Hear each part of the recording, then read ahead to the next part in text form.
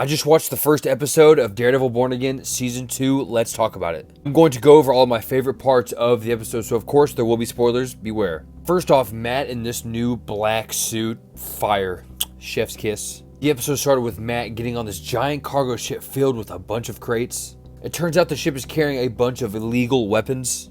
Of course, there's bad guys on the ship. Daredevil takes care of them, grabs a camera and waves at it. The two captains see that Daredevil is on board. They just say screw it and dip and sink the ship.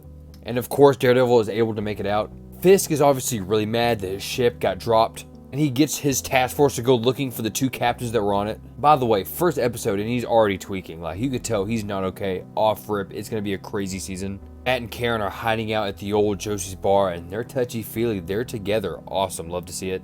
The BB report is back, and they're talking about the sunken ship. As you can see from this video, the Fisk propaganda is working. They're blaming the vigilantes. They're blaming the terrorists. I really want to know who's behind these really cryptic videos, calling out the propaganda of the Fisk campaign, calling out BB Urich. I have a really bad feeling that something very awful is going to happen to this guy. Matthew Little plays a guy named Mr. Charles, and I can tell off rip, like, Matthew Little just always plays like kind of a kooky, weird guy, and this guy, there's definitely something off with him. He's definitely really bad. So of course he's going to work with Fisk. We get this scene between the swordsman and Dr. Glenn. Dr. Glenn still has not gotten over what happened with Muse. The swordsman's still cool as hell. Hopefully he has a bigger role in this season. Those two captains that I talked about earlier that dipped from the ship, they went to this lady who seems to help immigrants. She also helps vigilantes now, I guess. The task force went to her looking for them, and they found one of them, sadly. And after getting beaten and questioned, he gets killed.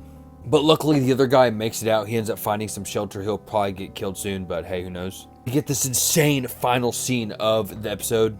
The task force agents go to Cherry's house, trying to question him, get information out of him, probably kill him. Of course, Daredevil shows up to save the day. But during all of this, Cherry seems to be having a heart attack.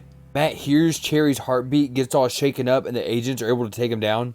They then pull his mask off, and one of the ATF stages says, "Holy shit, that's Matt Murdock."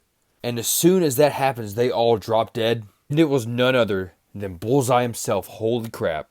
If they give Ben Poindexter a redemption arc in this show, that would be, honestly, that'd be so awesome. I know he has some good in him. I know he's crazy, but he has some good in him. I would love to see them team up and him have a redemption arc. I thought that was a very, very great start to the season. Let me know in the comments, guys, what were your favorite parts of the episode and what are you looking forward to most?